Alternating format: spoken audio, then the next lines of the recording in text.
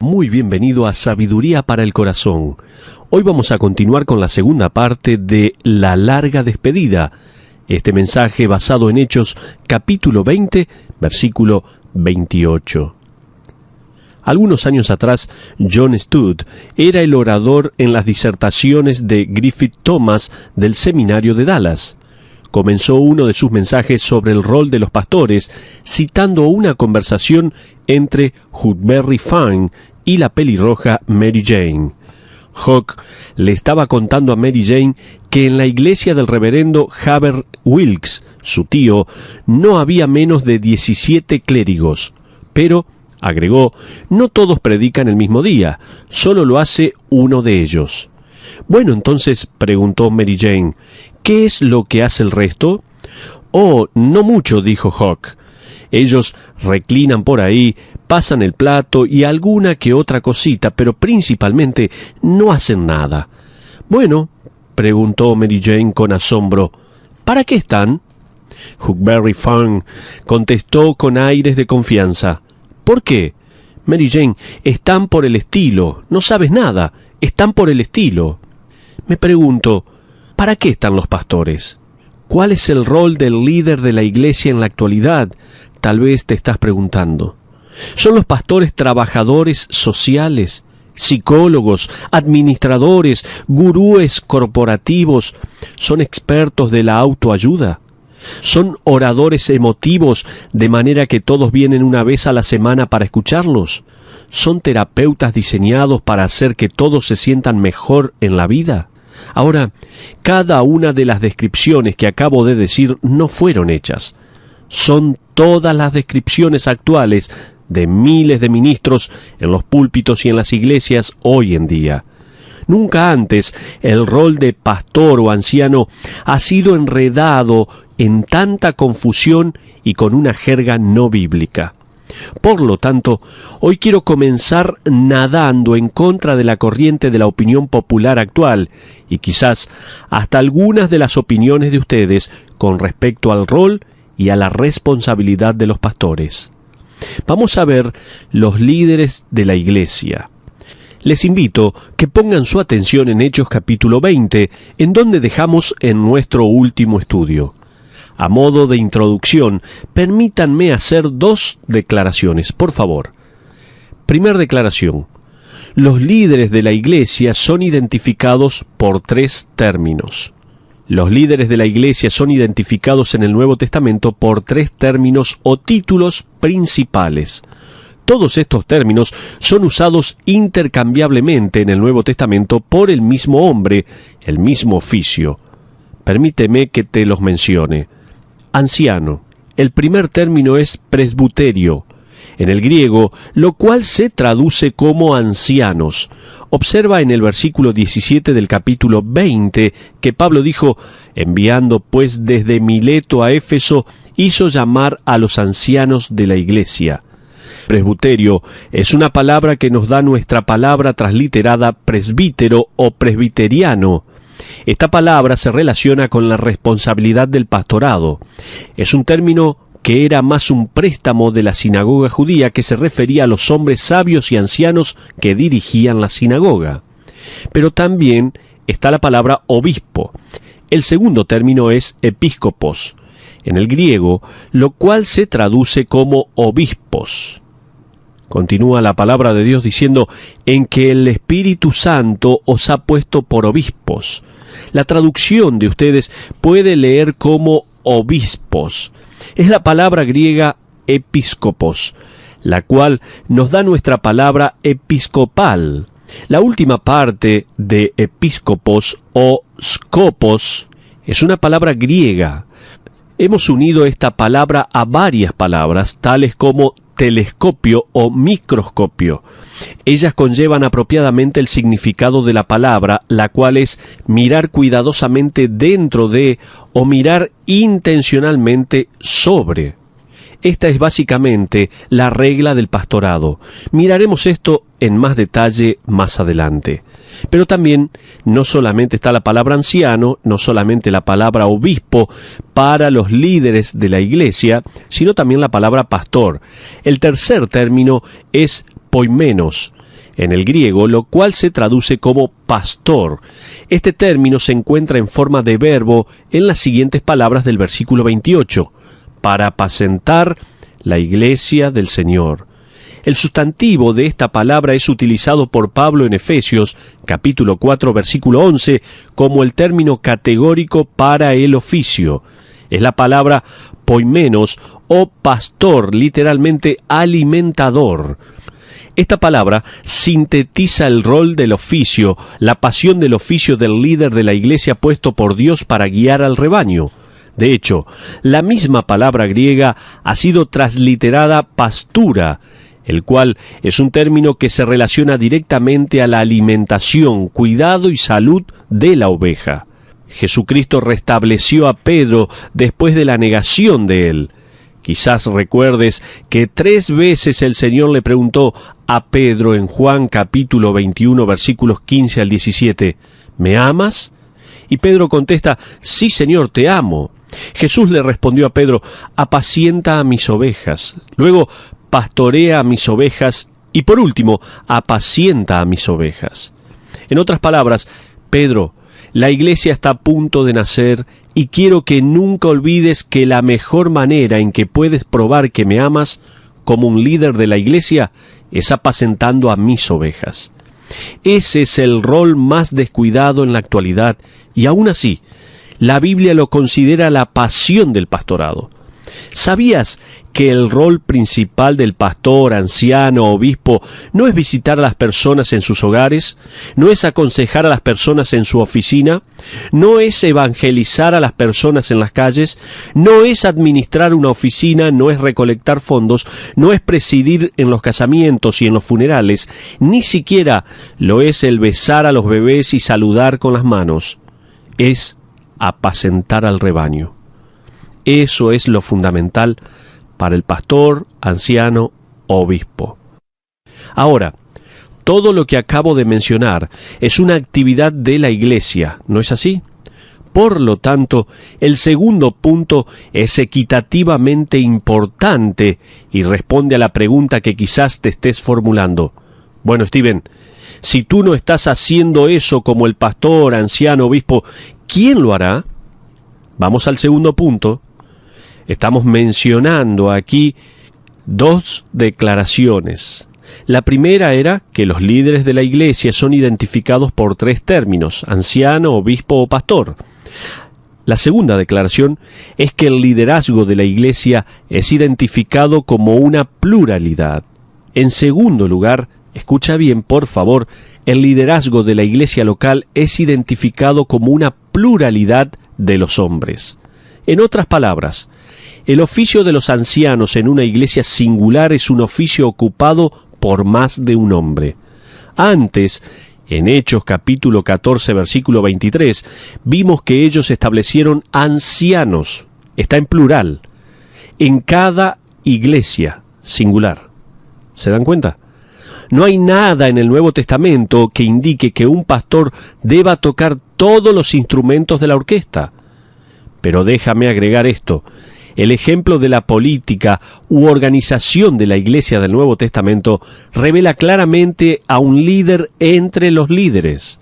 Hay un anciano liderando entre los otros ancianos, representado por el pastor o maestro.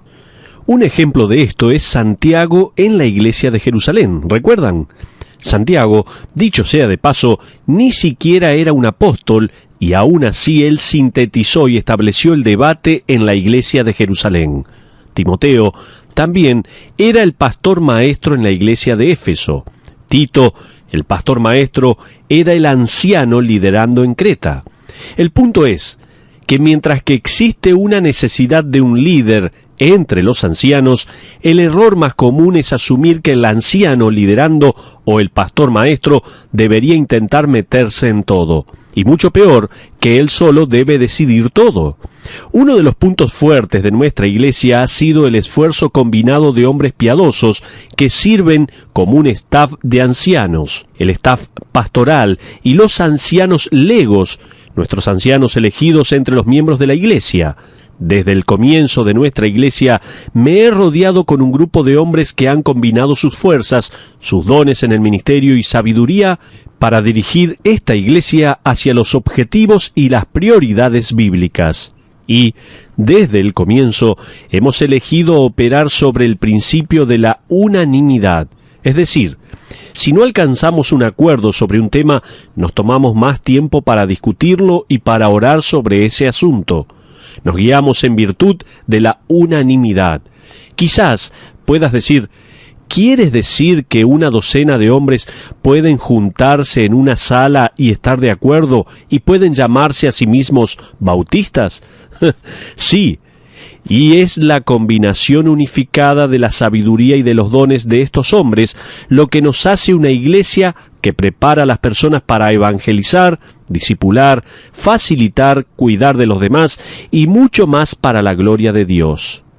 Ahora, miremos nuestro texto en el libro de la Acción, capítulo 20. Empezaremos refrescando nuestras memorias al mirar desde el versículo 17 al 27, donde dice la palabra de Dios así. Estamos leyendo Hechos, capítulo 20, versículo 17 en adelante. Enviando pues desde Mileto a Éfeso, hizo llamar a los ancianos de la iglesia.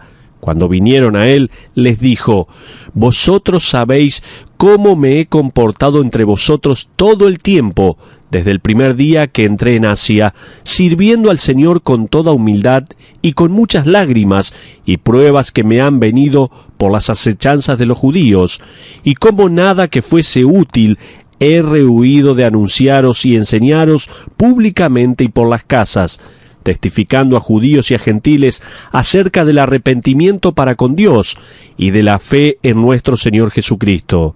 Ahora, he aquí, ligado yo en espíritu, voy a Jerusalén sin saber lo que allá me ha de acontecer, salvo que el Espíritu Santo por todas las ciudades me da testimonio diciendo que me esperan prisiones y tribulaciones. Pero de ninguna cosa hago caso, ni estimo preciosa mi vida para mí mismo, con tal que acabe mi carrera con gozo y el ministerio que recibí del Señor Jesús, para dar testimonio del Evangelio de la gracia de Dios. Y ahora, he aquí, yo sé que ninguno de todos vosotros, entre quienes he pasado predicando el reino de Dios, verá más mi rostro. Por tanto, yo os protesto en el día de hoy que estoy limpio de la sangre de todos, porque no he rehuido anunciaros todo el consejo de Dios. Hasta aquí la porción de la palabra de Dios. En este punto, habiendo dicho todo eso con respecto a su propio ministerio, Pablo ahora se dirigirá directamente a los ancianos de Éfeso. Al hacer eso, no provee de la descripción bíblica del trabajo, la responsabilidad, la regla y el rol del oficio de pastor, anciano o obispo del Nuevo Testamento, sino que lo que Pablo hace es, primero, advierte a los ancianos a montar guardia sobre ellos mismos. Observa el versículo 28 en su primera parte. Dice, mirad por vosotros.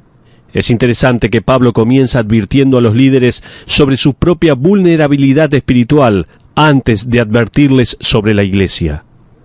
Monten guardia o prosecho en el griego. En otras palabras, pongan cuidado en ustedes mismos.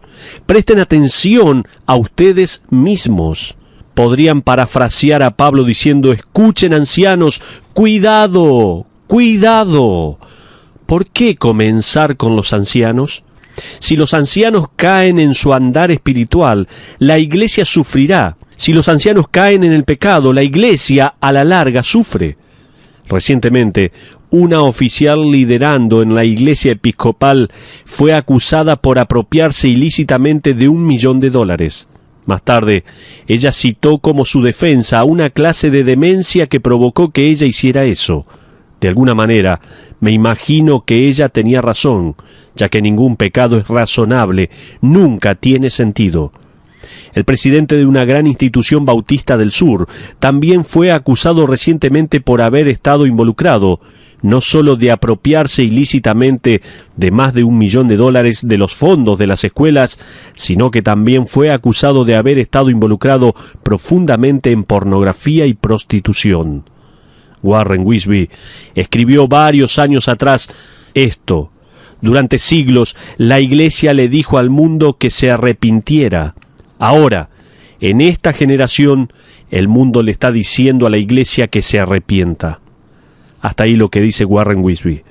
Por lo tanto, encuentro interesante que el apóstol Pablo, preocupado seriamente por el futuro de la iglesia en Éfeso, comienza advirtiendo a los líderes de la iglesia. Esa advertencia también puede ser aplicada para los maestros de la escuela dominical y para los siervos cristianos en cualquier ministerio.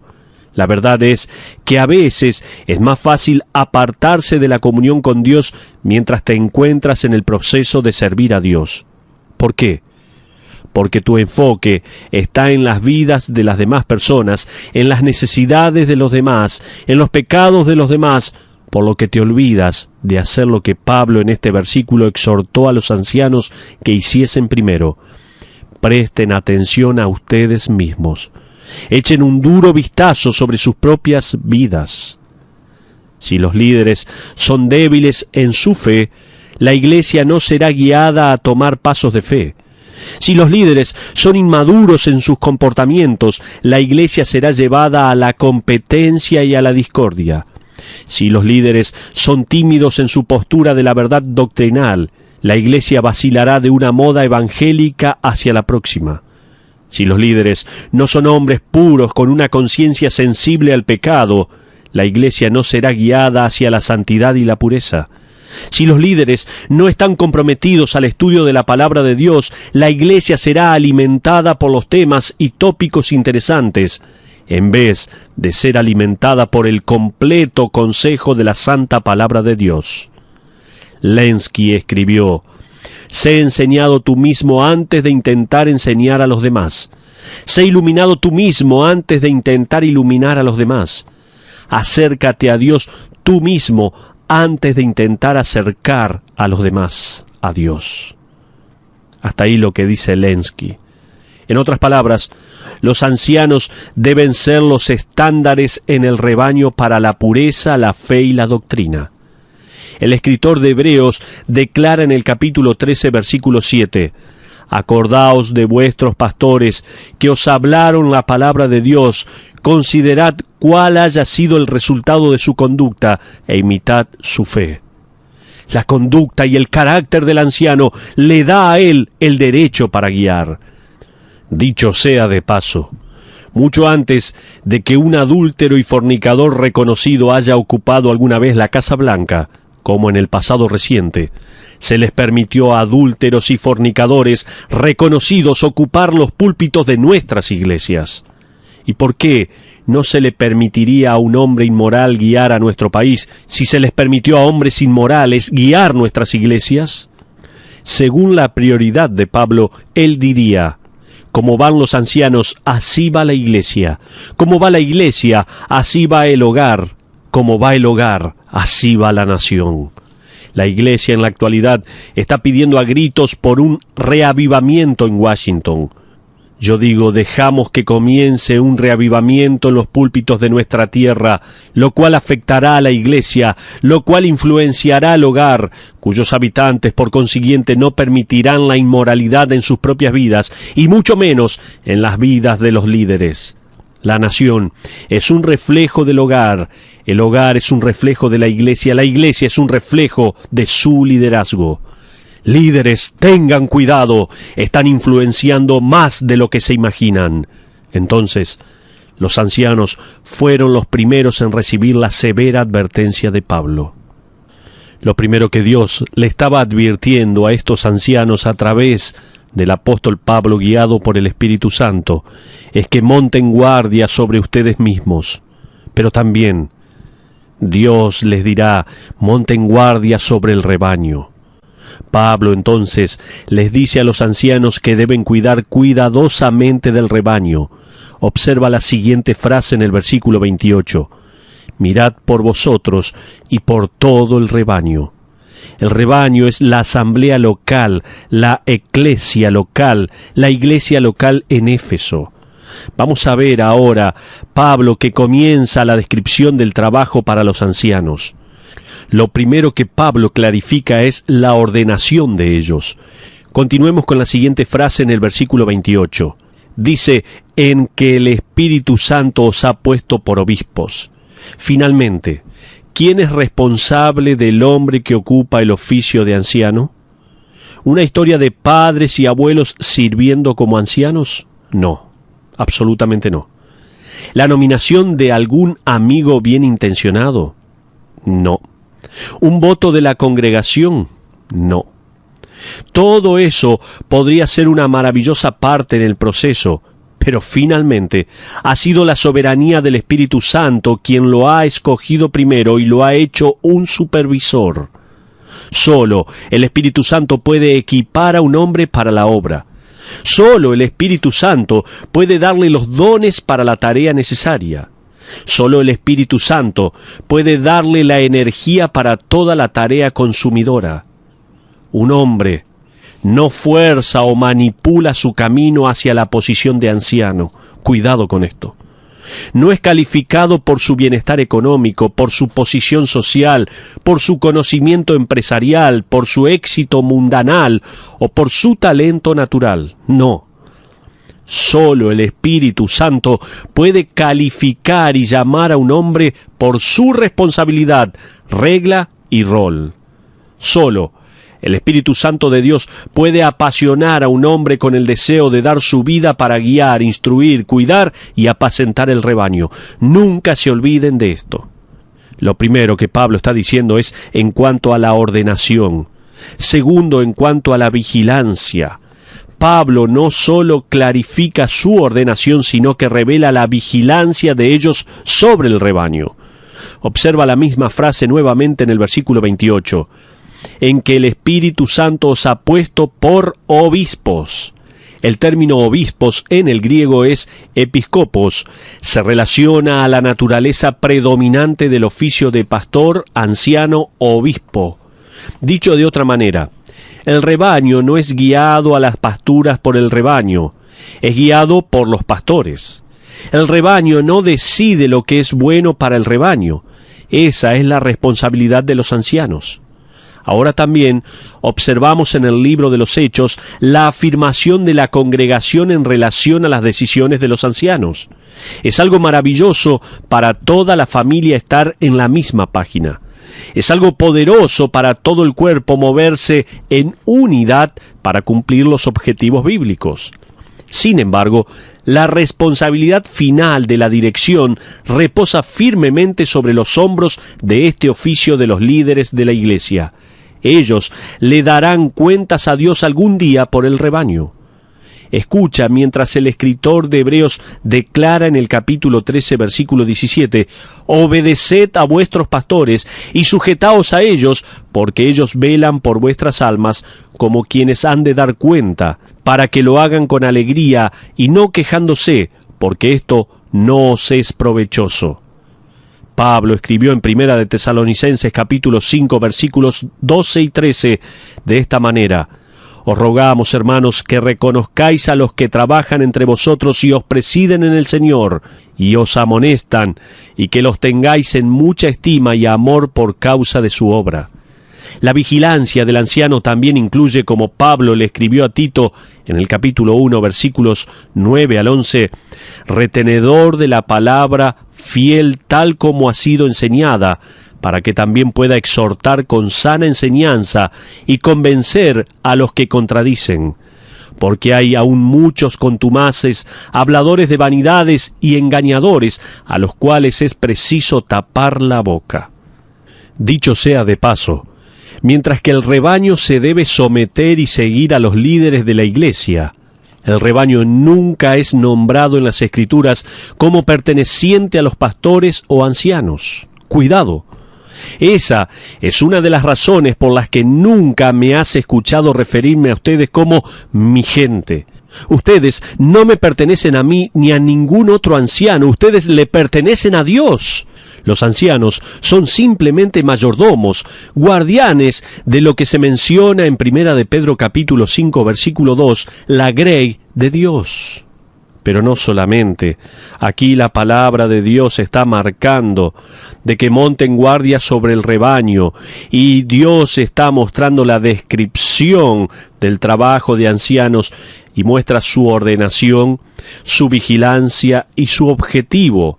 En tercer lugar, los ancianos deben cumplir el siguiente aspecto de la descripción de su trabajo, es decir, ser objetivo. Observa nuevamente el versículo 28b. Para apacentar la iglesia del Señor, dice la Biblia. Lo que es un objetivo increíble, para apacentar. En otras palabras, los ancianos están para nutrir, alimentar, guardar, guiar a la iglesia de Dios. Pero no solamente. Dios está diciendo que monten guardia sobre ellos mismos. No solamente Dios está diciendo que monten guardia sobre el rebaño, sino también que monten guardia sobre la verdad. ¿Cuán importante es la iglesia de Dios? Observa la última parte del versículo 28. La iglesia del Señor, la cual Él ganó por su propia sangre. Esto no solo nos cuenta sobre lo valioso que es la iglesia, sino que también nos declara la deidad de Cristo. Esta última frase ha sido debatida durante siglos, aun cuando los manuscritos más confiables lo dicen de esta manera: la iglesia de Dios comprada con su propia sangre. Los primeros copistas pensaban que Pablo necesitaba las palabras para decir la iglesia de Dios, la cual el Señor compró con su sangre. Otros leen la iglesia de Dios, la cual Él compró con la propia sangre de su Hijo. Seguramente aquellas declaraciones son correctas, pero Pablo se está dirigiendo no solo al valor de la iglesia, sino a la naturaleza de Cristo. Jesucristo es Dios, y debido a toda la plenitud de la deidad morando en Jesucristo, como dice Colosenses 1:19, podrías en realidad decir, como dijo Pablo, que cuando Jesús vertió su sangre, era la sangre de Dios. Esta frase podría ser traducida literalmente como la iglesia de Dios, la cual Él compró con su sangre, que era de Él mismo. Pablo continuará en este pasaje advirtiendo a los ancianos sobre los lobos que vendrán para destruir a la iglesia. Y los lobos vinieron desde adentro y desde afuera. Y el asunto que ellos atacaron más que ningún otro asunto fue la deidad de Jesucristo. ¿Era verdaderamente Dios en la carne? Esta es una de las grandes amenazas de hoy en día, y continúa siendo esto lo que tenemos que estar batallando en medio de la iglesia. Pero vayamos a una aplicación. Veamos marcas de una iglesia saludable. Nos podemos preguntar, ¿cuáles son las marcas de una iglesia local saludable o bíblica? En primer lugar, un liderazgo fiel de parte de hombres piadosos. En segundo lugar, una grey de creyentes sumisos y bien pastoreados. Dicho sea de paso, como miembro de la grey, la mayor revelación de tu carácter puede no estar a tu disposición para guiar, sino en tu disposición para seguir. Decíamos, un liderazgo fiel de parte de hombres piadosos, una grey de creyentes sumisos y bien pastoreados, pero también una fe firme en el Señor viviente de la iglesia. El Señor viviente, aquel que fue llamado obispo de vuestras almas en 1 de Pedro capítulo 2 versículo 25. Aquel que murió para que la iglesia pudiera ser comprada de la esclavitud y sacada de las tinieblas. Aquel referido en Hebreos capítulo 13 versículo 20 como el gran pastor de las ovejas. El hombre era completamente Dios y el Redentor y la cabeza viviente de la iglesia. En una universidad de Chicago, cada año ellos tienen lo que se llama el Día Bautista. Es un día cuando todos los bautistas en el área son invitados a la escuela, ya que la escuela necesita los dólares bautistas para seguir ganando. En este día, cada uno debe llevar un almuerzo para ser comido al aire libre en un área de picnic con césped. Luego del almuerzo, ellos se reúnen en el Centro de Educación Teológica, en donde un orador se dirige a ellos. La Universidad de Chicago invita a las grandes mentes para dar las charlas. Recientemente la universidad invitó al Dr. Paul Tillich. Él fue, y si puedes imaginarlo, habló durante 2 horas y media en un intento de probar que la resurrección de Jesucristo era falsa. Citó erudito tras erudito y libro tras libro.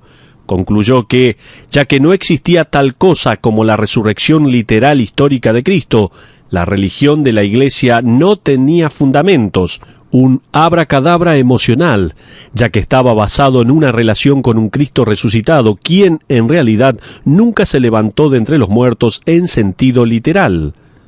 Luego, el Dr. Tillich preguntó si había preguntas. Luego de aproximadamente 30 segundos de sumo silencio, un viejo predicador con una cabeza cubierta por una cabellera blanca se puso de pie cerca del final del auditorio. Dijo: «Dr. Tillich, tengo solo una pregunta». Mientras todos los ojos se dirigieron hacia él, tomó su saco del almuerzo y sacó de adentro una manzana y le dio un mordisco. «Dr. Tillich, croch, croch, croch. Mi pregunta es una pregunta sencilla. Ahora, no he leído los libros que usted citó y no puedo recitar la escritura como usted lo hizo en el griego». Y tomó otro trozo de su manzana. «No sé nada sobre estas personas que usted mencionó». Y acabó con su manzana. «Todo lo que quiero saber es esto. ¿Era la manzana que acabo de comer dulce o amarga?» El Dr. Tillich hizo una pausa por un momento y contestó en una manera muy erudita: «No es posible que responda esa pregunta, ya que no hemos probado su manzana». El predicador de cabello blanco tiró el centro de su manzana en su bolsa de papel, miró al Dr. Tillich y dijo tranquilamente: «Tampoco ha probado a mi Jesús». David escribió en el Salmo 34, versículo 8: «Gustad y ved que es bueno Jehová». El deseo de esta iglesia y de su liderazgo es conocer a aquel que es nuestro gran pastor, el obispo de nuestras almas, el cordero asesinado para redimir a la iglesia para él mismo, el Señor resucitado, quien regresará otra vez. Y vamos a hacer todo lo que esté a nuestro alcance para que esto sea una realidad. Les espero en nuestro próximo estudio de Sabiduría para el Corazón. Que Dios les bendiga.